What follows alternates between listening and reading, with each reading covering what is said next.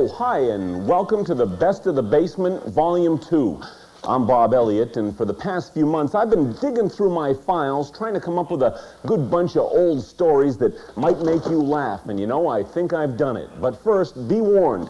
The following tape is zany, offbeat, comical, ludicrous, odd, and probably shouldn't be watched driving heavy equipment. Other than that, if it doesn't bother you, then hold on. It's showtime. I thought we'd start things out with a story from Bruce Glazier's Varsity Club. As you know, each week Bruce profiles a different high school scholar athlete. It's a pretty good series.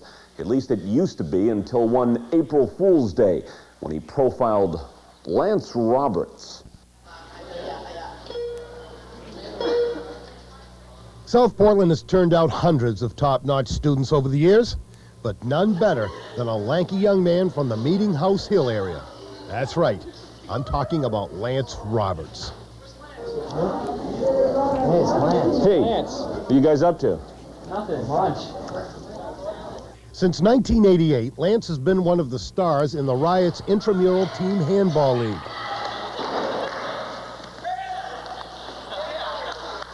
Last year, Lance was a handball reserve, but this year, he's a starter. And the coaches can't say enough about him. In all honesty, he's proven to be an embarrassment. He's been here for about 6 years. He's losing his hair. He goes out and plays team handball, can't go to his left, can't go to his right. We just can't seem to get rid of him. I don't know what we're going to do. Lance is no slouch in the classroom either, particularly when it comes to physics. This is the third time he's taken this class, and each year his grade has gone up. This laboratory experiment is going to be very similar to what you did the other day, and Lance, do you remember how badly that went? Yeah. You almost got hurt with it. That's the one with the pins. Most high school seniors don't know what they want to do when they grow up. Not Lance. He figured that out years ago. Well, I'm looking for some kind of a job where I can combine, you know, my two real loves, which are physics and team handball. So far, I haven't found it out there any place, and that's why I keep coming back to South Portland High School. But like my dad says, jobs, you only need one. Lance also finds time for extracurricular activities. Just look at this yearbook. Glee Club 1 and 2, Pep Squad 3, Projection Team 4, 5, and 6. One can only wonder how Lance does all this at school and still has time to put in a 40-hour work week at Shaw's. Even got a raise last week. Look at this kid go.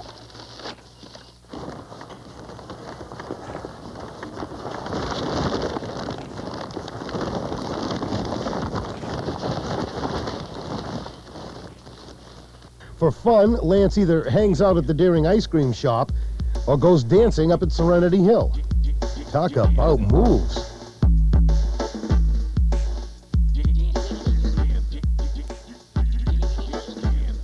So how does a kid with such limited ability manage to excel? Once again, Lance credits his dad.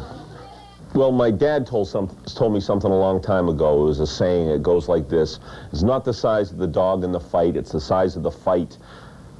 It's not the dog. It doesn't matter if you're a little dog or a small dog.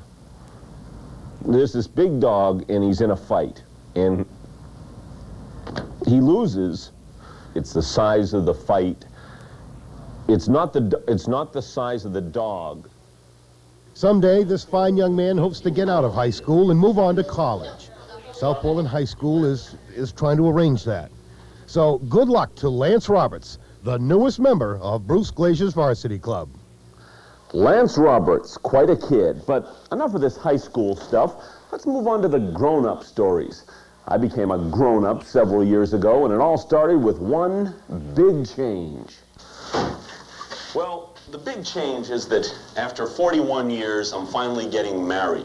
The woman's name is Jennifer, shown here. That's about all I can tell you because she doesn't want to be on TV. But just the same, she's a great lady, and we have a great time. There's only one problem. She hates my kitchen, so we're remodeling. The strange thing is, there wasn't anything wrong with it. I mean, nothing was broken. I guess it was the style she objected to. I got to admit, it did have sort of a June Cleaver 1950s sort of look to it. We started with the cabinets. Men don't think much about cabinets. I think women do. These are wood. They used to be brown, and brown is apparently out. White is in. At least it will be in my kitchen from now on. I used to have one of these indoor barbecues. Sure, I had a few cheeseburger fires from time to time, but most of the time it worked great.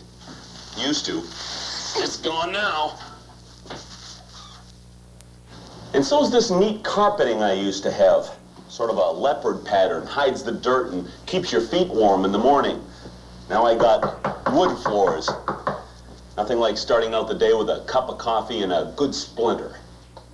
And finally, we have the appliances. These used to be sort of an off orange. Now they're black. Black is very, very in these days. I wonder if it keeps beer any colder. Well, there you have it. Pretty soon, I'm going to have a brand new European-style kitchen. Hot dog. I know what you're thinking at this point. Elliot, you've turned into a wimp. Well, it's not really that way. It's more of a compromise. I mean, how many women do you know that would let a guy have a pool table in the living room? Get him. Scratch again.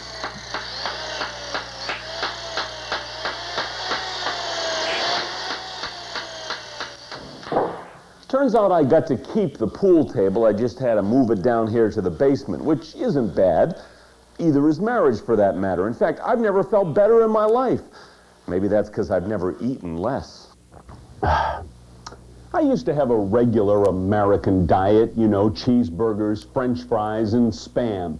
But then I got married, and the wife said, "Bob, if you keep that up, you're gonna die." That's when I changed my evil ways and started juicing. And look at me now.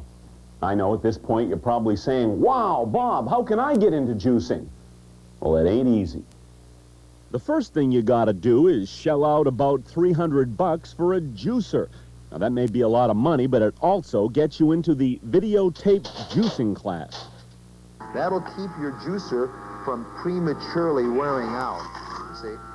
Once you've completed Juicing 101, you begin your study of nutrients, enzymes, and fiber. This particular drink is magnificent to restructure and reconstitute the cells of the pancreas.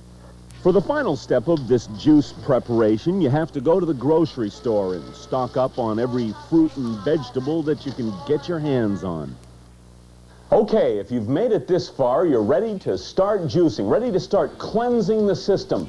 If you're like me and lived through the 60s, I suggest a double dosage. We need a lot of cleansing.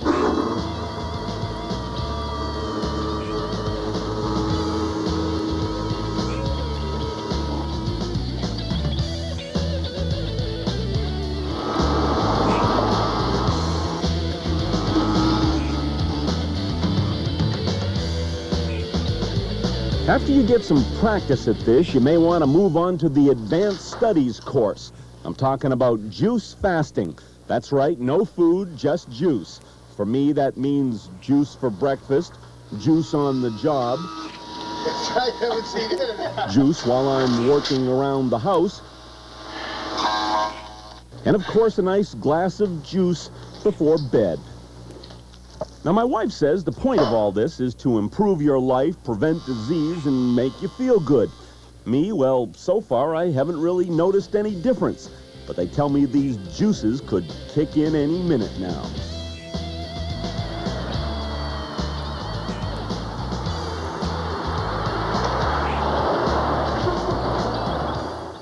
You know, I've interviewed a lot of interesting people in this line of work, everyone from Mick Jagger to Bill Clinton. But I think my favorite encounter was with a 75-year-old bread salesman who just happens to be the last man to hit 400. When I was 8 years old, my only goals in life were to make the All-Star team and meet Ted Williams. Now, in case you're not a baseball fan, Ted Williams was probably the greatest hitter of all time. He retired in 1960, even hit a home run his last time at bat. Nowadays, most people know him as that old guy who sells bread with Bud Levitt. But not me. For me, he'll always be the splendid splinter, the last man to hit 400. Number 9, Ted Williams. Needless to say, when I found out they were making a new bread commercial right here in Portland, I was ecstatic. At last, a chance to finally meet my boyhood idol. Unfortunately, the bread producers weren't wild about having a TV type hanging around. I had to use every cheap trick in the book just to get onto the set. I'm a big fan of Nissin's bread. I've eaten Nissin's bread since I was like this tall. I slowly worked my way behind the scenes and even got to hold one of the reflectors. The commercial was going quite well, but something told me Ted wasn't interested in meeting the media. They all stink. The writers? Yes, the writers. And some of the radio and television personalities. They stink. My old pal Bud Levitt finally calmed him down and set up an interview for me. Great, but I was still scared. He's not going to take my head off, is he? No, hell no. He's an easy touch. When the clouds rolled in, they stopped filming and Ted Williams finally got off the boat. Showtime at last. He threw one right there. The guy took it. The guy took it. And then he threw the next one right there, and he fouled that off. Jesus. Nobody can cover appreciably more than his strike or his strong areas and hit consistent. You got too much to cover, and it's all happening too fast. And a couple of drinks might loosen me up. I might say something dirty. You always throw against the damage. Maybe a little. And a little bad in their strength if you're going to throw any place. All right, ahead of them. But you wouldn't know. You never played the game. You know nothing about it. Any one memory that really sticks out in baseball for you? Well, I could name you several, and there were several. Certainly my last home run, I got a touch there. My first home run in the All-Star game, we won the game in the 9th inning. I had a touch there. First time coming back from my service, boom, I hit a home run. Little touch there. Ted Williams, Hello? Bud Levitt, this is Jennifer. I recognize you too. I don't know how I fooled you. I'll tell you that right now. Where's your Nissan Buttertop? We're waiting for a load of them. I like the cinnamon buns the best. The cinnamon buns. Do you ever try them? No. So after 30 years, I finally got to meet Ted Williams, and he was everything I built him up to be. Larger than life, bigger than John Wayne. It was like being 8 years old all over again. Oh, baby! I was so impressed with Ted Williams that I decided to dig out my old spikes and get back into baseball. Or spaceball, as it were. In 1975, Bill Lee pitched in one of the greatest World Series of all time. For most of the players, it was a career highlight. But for the spaceman, it was just a stepping stone to his current position as player-coach of the New England Gray Sox. The spaceman's got a lot of big names on this squad, but he's also got a problem. You see, Dalton Jones couldn't make the trip, so Lee's been holding tryouts, looking for a good utility infielder. Needless to say, the prospects have been coming from everywhere. Me, I came out of the past. 1968, to be exact. That was the year we won the Telegram League Championship, and I've been waiting for my big break ever since. I'm no Robert Redford, I'm no natural, but, I think I could help the club out. I'm not sure how, but I'll give you a good shot. okay. Boy, I like that. You charge everything. I like that. You're like my wife. All right, that's it. Don't slide, don't slide, don't slide, don't slide. There it is. Look at that. We don't care about their hitters. Only protect your own. Oh! Pop, good pop. Here, if I was going to hide from you, though, I'd hide right about here. That's it.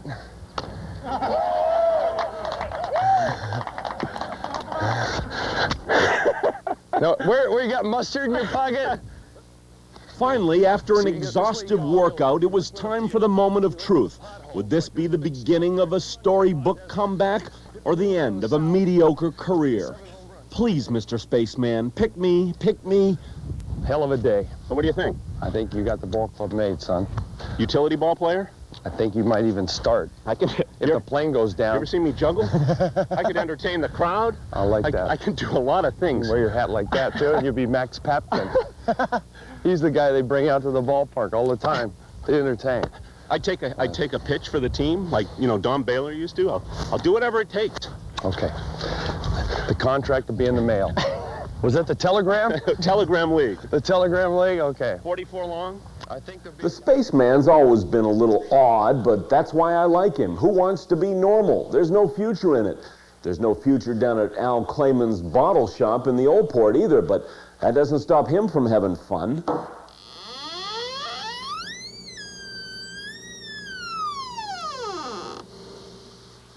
There's a place in Maine where time stands still. It's called the Clayman Bottle Shop. Most of this stuff hasn't been touched in 50 years. That, according to Al Clayman. He ought to know. He's the one who put it here. This is a tour that I'm giving only you. This place has 7 floors and about 3 million bottles. And old Al's got a story for every one of them. Take a look. What does it say on there? Coca-Cola. You never saw those, did you? No. People are collectors on How that. old are these? These are 140 years old. 140 years old. Take a look. Yeah? Aren't they beautiful? Yes. They're beautiful. I remember when I was a kid, it wasn't just Coke and Pepsi. There was these down east beverages. It was everywhere. I loved it when I was a kid. They went out of business. Now, I heard stories that people used to take during Prohibition. They take this vanilla. That's right. Because it had the alcohol in it. That's right. And get a little buzz. That's right. Is that true? That's true. My father wasn't lying to me? Absolutely. Now, about once a week, somebody wants to buy this building and put in an Old Port pub bar bistro. The answer's always the same, no dice. You could sell this building for millions of dollars and move to Florida and play shuffleboard. Why don't you sell this building? Because it's been in the family for years, and we've had hundreds of offers and never be sold. Will you ever sell it? No way. The only problem with this bottle shop is that the bad bar boys keep busting the windows. Al wants police foot patrols. Chief Chitwood doesn't. He's surprised that there ain't more windows busted a week. Now, if that is discrimination, then he's in trouble. Do you think people are trying to force you out? Not exactly, but they're getting us out in the hard way, and we won't get out. See what I mean? Al doesn't do much business these days. He's hardly ever open. And when he is, he'd rather talk about the bottles than sell them. See, circuses used to come to town. It was only plain colored water. And they tell you drank it in carnivals and everything. And you get cured. See the guy throwing cured the of what? Of arthritis and everything. See the picture? Take a look. Now people are going into therapy for that. No, but let them see that picture. That's unreal. It must have cost as much for the bottle as it did for the medicine. It sure did. It sure did. It sure did. Now, see, this is valuable. There it goes. That's the end of it. No, yeah, that's the end of it. As you can see, there's a lot of history stacked up in this shop. All of it from the good old days. The days when bottles were bottles and plastic was just a dream. So by all means, stop by the Clayman Bottle Shop and take a trip back in time. Time in a bottle. That's right. You look here and you'll see stuff you won't believe, Bobby. See? Now, here's the way they used to have you. You know, every once in a while when I get tired of the hustle and bustle of greater Portland, particularly in the wintertime, I head up to the town of East Sebago in a place called Back Nippin'. It's pretty quiet in East Sebago this time of year, but that doesn't stop folks from keeping busy. They got a tight schedule up here, and each day has sort of a rhythm to it. They start the day by checking to see if the lake's froze yet. If it ain't, they head down to the general store, then over to the Four Seasons lunch counter, and finally up to a place called Back Nippin', don't you know? Not to be confused with Hog Fat Hill, Mud City, or Mac's Corner. They say if you hurry, you can make the whole loop in about 3 hours. We started at the lake, 9 a.m., no ice, then moved on to Fitch's. That's the general store I was telling you about. What a throwback. Everything you need, just like the place your grandfather used to go to. I need 2 of them. Towels, washcloths. We used to have sheets, but nobody seems to use any sheets now. Lingerie? I got some bras upstairs. We got through at Fitch's by 10. Time for coffee. Time to hit the Four Seasons. So Back Nippon is up there? Yes. So is Mud City. Okay. So, And Hog Fat. So I can get to Four Seasons. I can get there from here. Yes, you can.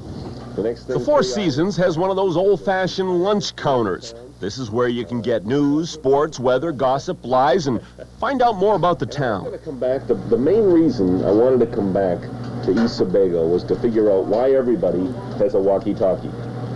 And it was, now this is a nice one. You push the button, it gets better.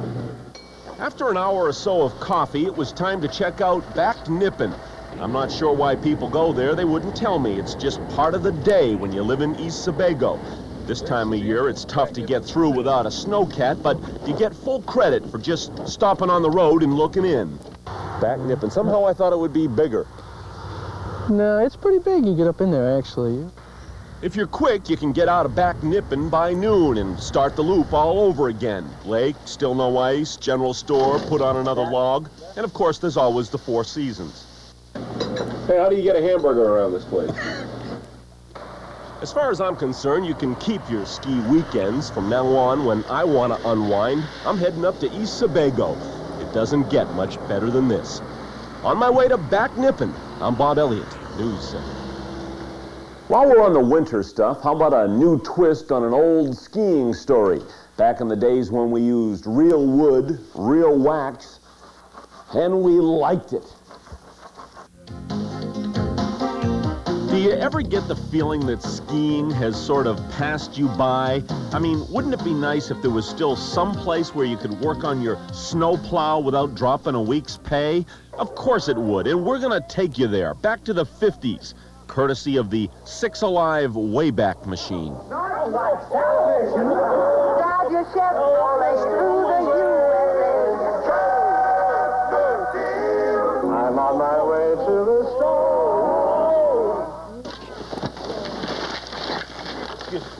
We ended up at a place called Spruce Mountain in Jay. It opened back in the 50s and sort of got stuck there. Right now, as far as we can tell, they got the last rope tow in the state of Maine.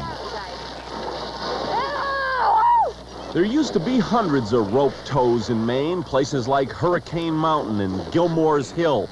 But then skiing went big time. Chairlifts, T-bars, and gondolas. The rope tows just couldn't compete, so they closed down. All of them except Spruce Mountain, that is. The theory here is, hey, it ain't glamorous, but it gets us up the hill. Now, riding a rope tow ain't like just sitting on a chairlift. There's a real art to this sort of thing. What you gotta do is slowly grab the rope, bear down. Skiing has gotten pretty expensive over the years, and a lot of families can't afford to go anymore. That's never been a problem at Spruce Mountain. I mean, check out these prices. Family membership is $110. And that's how many kids? Well, it doesn't matter. If you've got 2 kids, it's $110. You've got 12 kids, it's $110. We don't discriminate because you got a lot of kids. That's a family membership for the whole year. This place doesn't make any money. Of course, that's not the point. The point is to have a good time. If you'd like to join them, they'd love to have you. Spruce Mountain, the way Maine used to be. Doesn't get much better than this, does it? Now, I don't always have a good time down here in the basement. In fact, one time a couple of years ago, things got so bad, I almost had to change my name.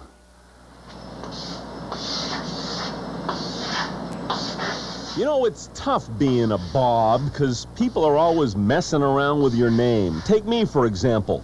When I was a kid, they called me Bobby. In college, they called me Bobo. And at NBC, they turned me into a Robert. No, it wasn't until I came back to Portland that they finally let me be Bob Elliot, News Center. I like being a Bob, and I like that new book of Bob, which said that anyone called Bob was the ultimate okay guy. What great Bob news. At last, my identity crisis was over, until that Hurricane Bob blew in. Hurricane Bob is raging. The storm is packing winds up to heaviest outages. Someone yesterday said Hurricane Bob is a wimp, and ain't that odd? Well, this certainly is no wimp. That's right. From now on, people are going to associate the name Bob with bad news and destruction. If If you think I'm overreacting to all this, go talk to people with names like Oswald, Manson, and John Wilkes Booth.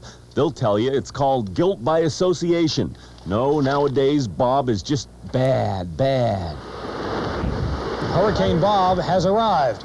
The winds, the rain, so intense that if I step out of this eve that I'm in now and turn to the wind, I can't tolerate it. It just hurts so much. Yes, Hurricane Bob was so bad, I figured the only hope I had was to change my name and try something else. In Portland, Ralph Elliot News Center. Ralph Elliot. Hello, I'm Ralph Elliot. Good evening. I'm Ralph Elliot. In Portland, Lance Elliot News Center. Lance Elliot News Center. Good evening. I'm Lance Elliot. In Portland, Andy Elliot News Center. In Cape Elizabeth, Andy Elliot News Center. Paul. Mike. Unfortunately, Derek, nothing seemed to work. I guess I'm just a Bob and always will be a Bob, but why do they keep talking about me? Joe, where is Bob now? Trying to get some peace, that's where I am, but I'll tell you, it ain't easy. Everywhere I go, it's Bob, Bob, Bob. Hurricane Bob is raging. Up storm is The solution? I may be stuck with this name, but that doesn't mean I have to use it. From now on, I'll just be in Portland, Elliot News Center. Hey, wait a minute. You can't do that. Okay, watch me. You big baby. Oh, you try being a Bob for a while. See how you like it. I finally decided to just get out of town and wait for things to blow over. I ended up driving all over the country, even grew a beard. The boss didn't think much of that, so on the first story back, I had to do it from the barber shop.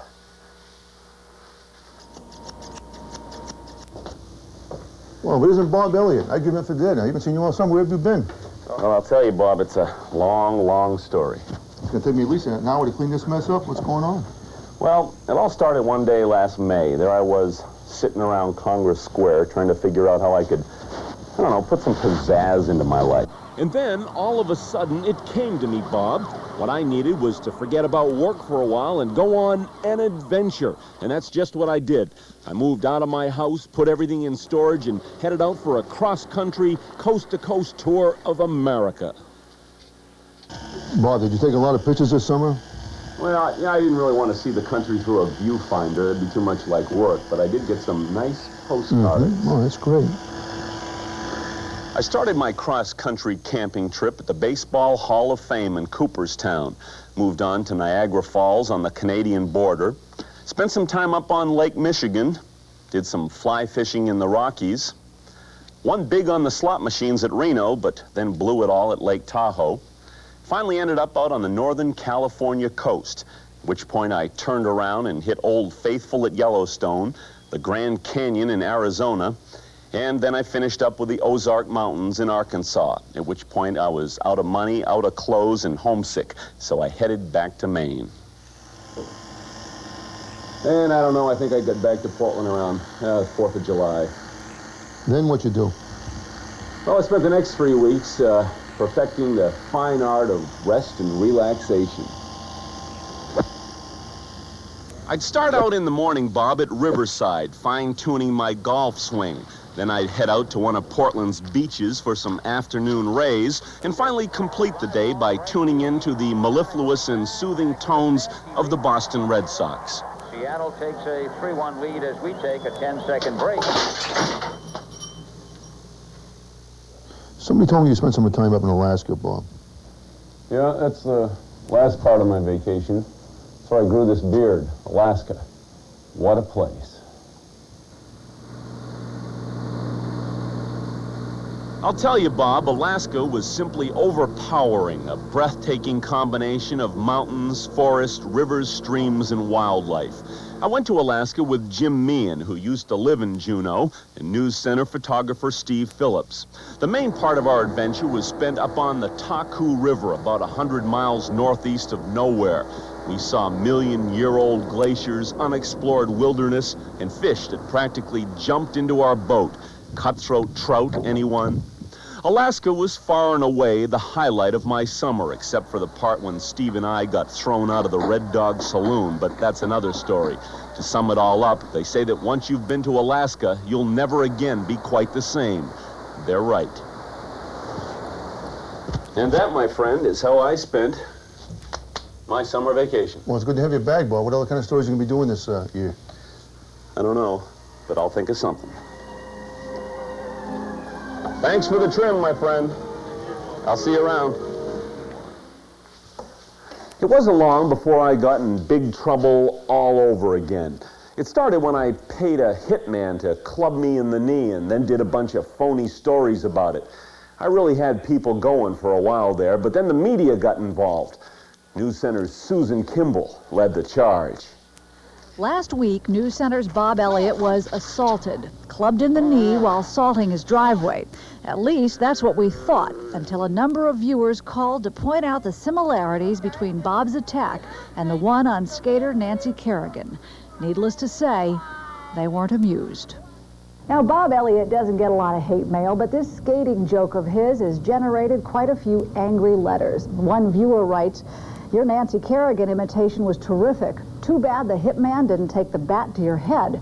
Signed, a former fan. At first, Bob denied these allegations. Bob, there's speculation now that this whole thing might have been a setup. Do you have any comment about that? No comment. Don't you folks have, like, some storms you can cover or something? Some snowstorms? I got nothing to say about it. No comment about this at all? Nothing. Leave me alone. We wanted to leave him alone, but the evidence wouldn't let us. First, an incriminating notebook turned up. Then, the hitman turned himself in. How did this whole thing get started? Well, it's simple. Elliot offered to pay me $15. $15, though. You know, Bob is a friend of yours, was a friend of yours. Why squeal on him? Well, Current Affair came forward with 10 grand.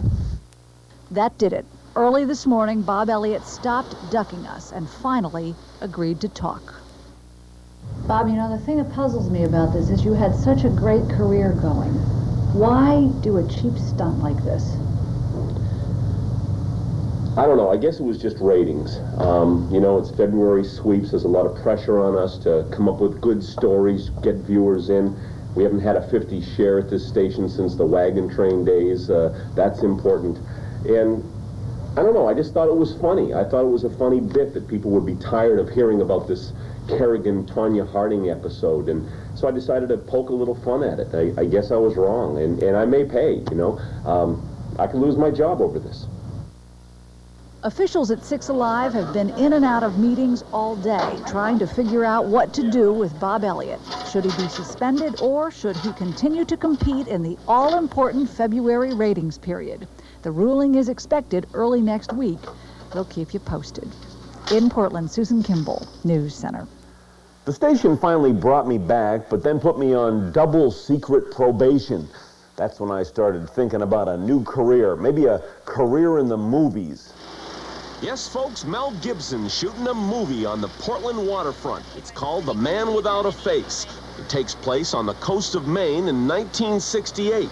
And for weeks now, the production types have been rounding up old clothes, old cars, and anybody who knows anything about 1968. Everyone except me, that is, and I graduated in 1968. Surely there must be a role for me somewhere. Hello? Who do you talk to around here, anyway? My name is Bob Elliot, Channel 6. I graduated in 1968. I know everything there is to know about the 60s. Can I be an extra? Do you know? Could you talk to somebody for me? I know it's a little late in the production, but just like some small anything you got. Knock on that door right there. Hello, production? Hi there. How you doing? Good enough.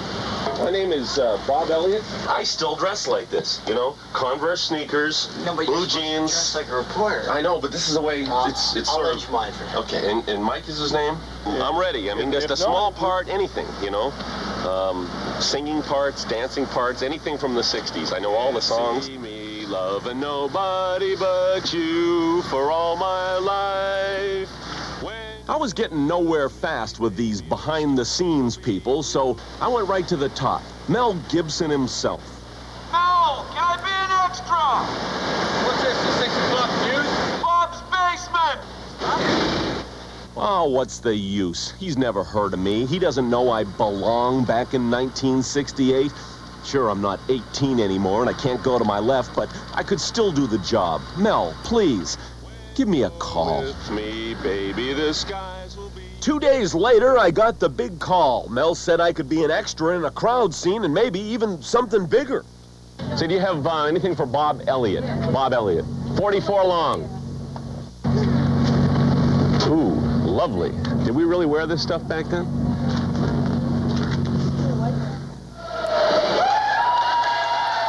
Is it Mel or is it Mr. Elliot? Rugged guy. Looks like a glamorous job. I think it's more like being in the army. I feel like I'm waiting for my shots or something. Sideburns are coming back, you know. By the time this movie comes out, he'll be right in fashion. Rugged guy. And how long is the scene we're in is going to be how long? Like 2 minutes. 2 minutes or something like that? Oh, yeah. Oh, yeah. We're about ready to start shooting, but there's one problem. It's a closed set, and there are no cameras. That means no cameras. He can't go inside there, can he? No, he can't. Absolutely closed set. Yeah, he doesn't seem to be doing too much of the directing. Where is he? They tell me I'm going to be able to see Mel Gibson in about probably 15 or 20 minutes. It's sort of an exclusive interview with him, and at that point, I'm hoping to give him the big push for the big part. They're still looking for some, major roles coming in here. Mel never got back to me about that big part. First, I was a little upset, but then a year later, when I finally saw myself on the silver screen, all I could say was, thanks, Mel, for making me a star. Here, back row, look. Wait, see up there, back row? Right there, top one on the left. The one jumping up and down, that's me. There I am. No basement show would be complete without at least a couple of car stories. No, I'm not talking about this triumph. It's much sadder than that. It's about the end of an era, the end of a Cadillac. There's no easy way to say this, so I'll just spit it out. The Cadillac is dead. After 16 years, it finally just fell apart. Funny, I never thought it would be so tough to say goodbye to a car. We had some great times together, some great memories. I remember the Cadillac had a very prominent role in my battle against George Mitchell back in '88. We might have won that race if I hadn't run out of gas money. I need your vote. I only have $200. Then there was the time we went all the way from Kittery to Camden in search of the perfect lawn ornaments.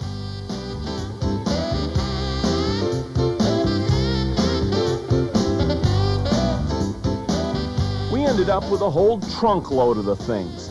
Unfortunately, the town of Cape Elizabeth wouldn't let me put them up. They didn't like the idea of lawn ornaments. Come to think of it, they didn't think much of that Bob's Angels segment that I used to run either.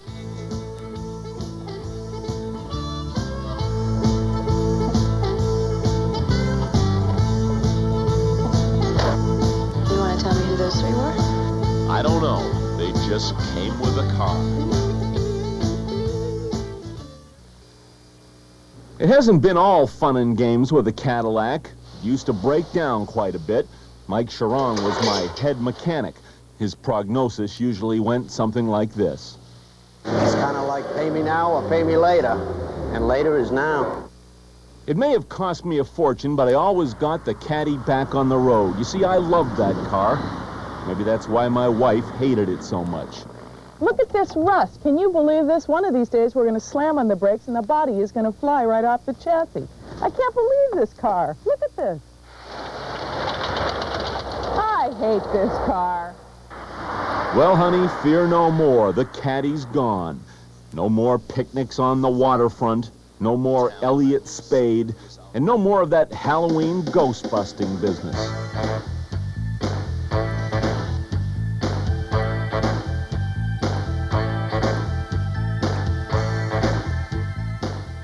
I had hoped the Caddy might make it for one more road trip.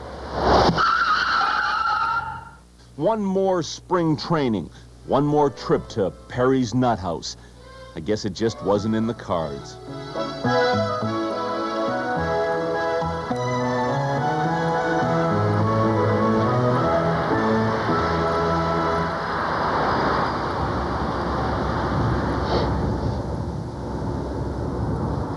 So anyway, here I am, left with an old car, some memories, and a future that looks pretty bleak.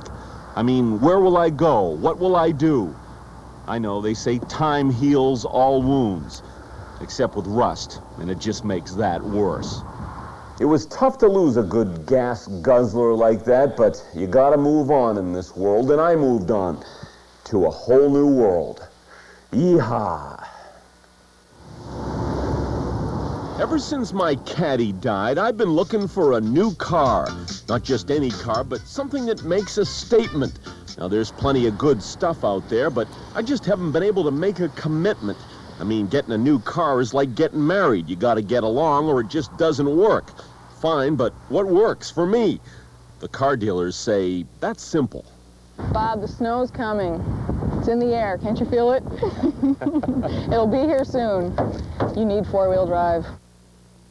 Well, I took the advice and finally cut a deal on this 1988 Ford Bronco 2. And why a Bronco? Well, I don't really know. I think it was because of this spare tire on the back. You know, it sort of moves back and forth like this, says Bronco on it. Pretty neat, huh? Now, I've never needed four-wheel drive before, but I guess I do now.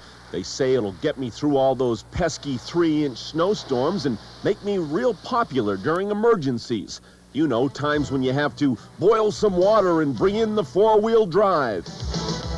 Storm Center is brought to you by Star Mountain Motors. No one outshines the... They say strange things happen when you get four-wheel drive. They say your life starts to look like a commercial. And the next thing you know, you're out sloshing in the mud and driving through the lakes. And me? Well, I've already started to notice a change. That's right, I've turned into Bronco Bob. It's a hard thing to explain. One minute I'll be on the road, and the next thing I know, I'm out driving around in a field someplace. Very odd. And that's not all. I've picked up a couple of new bad habits. I spend a lot of time doing that Bronco bonding thing, and I even find myself hanging around down at the rodeo. This is my car, Bronco. Well, Bronco 2, actually. He drives a Bronco. He's a cowboy at heart. So anyway, the Cadillac may be dead, but I don't care anymore, because I've got a whole new world waiting for me. The world of Bronco Bob. At the end of my ride. Ride him in, hit him out, ride him in, hit him out. Hot dog, Uncle Jed. Whee! Ride him in raw high. And finally, I thought I'd leave you with a story about Mary Murphy. Now, Mary was one of our high school interns here at the station. Nice kid, energetic, upbeat, until one day she just fell apart. That's when I stepped in. It's a magical night filled with limos, tuxedos, and gowns. No, you never forget your prom, unless you don't go. Mary Murphy can't go, and she's heartbroken. You see, her boyfriend Joel is in the middle of final exams down in Connecticut and can't make it home. What a shame. Isn't there someone out there who could take his place?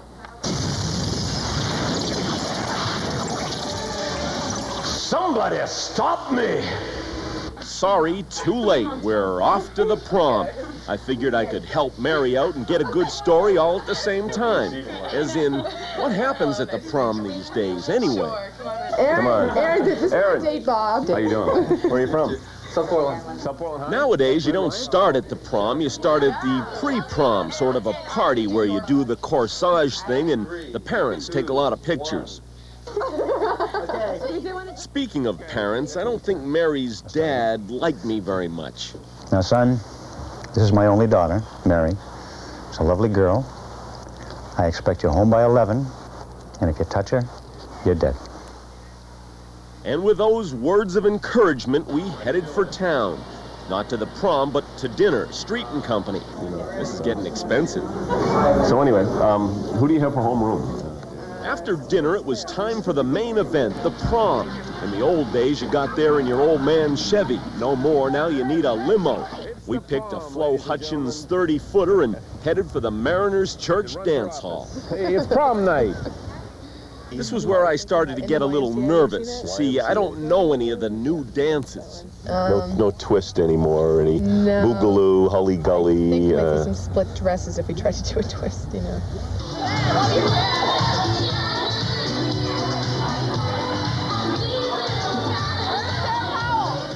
Fortunately, the dancing hasn't changed much, except now they have DJs instead of bands, and the cool kids wear sunglasses. I wasn't cool, but I did teach them a few of the old steps. Do the swim. Now the backstroke.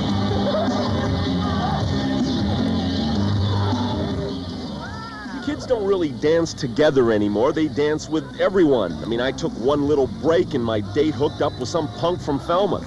Hey, kid, come on, get out of here. You know, it's sort of funny. Grown-ups do all kinds of things these days to stay young. Exercise, makeup, even plastic surgery. Maybe the answer's simpler than that. Maybe we all ought to just go to more proms. I know that's what I'm gonna do. Okay, Big Shot, the party's over. You're out of here. You're coming home with me. Well, honey, what about the post-prom party? I mean, What are the laws? come on. I mean, everybody's gonna be there. You promised to love, honor, and obey. I'm still in the doghouse over this one, but what can you do? That's life. That's also the end of this tape. I hope you liked it. Maybe I'll see you next time on the Best of the Basement 3. So long.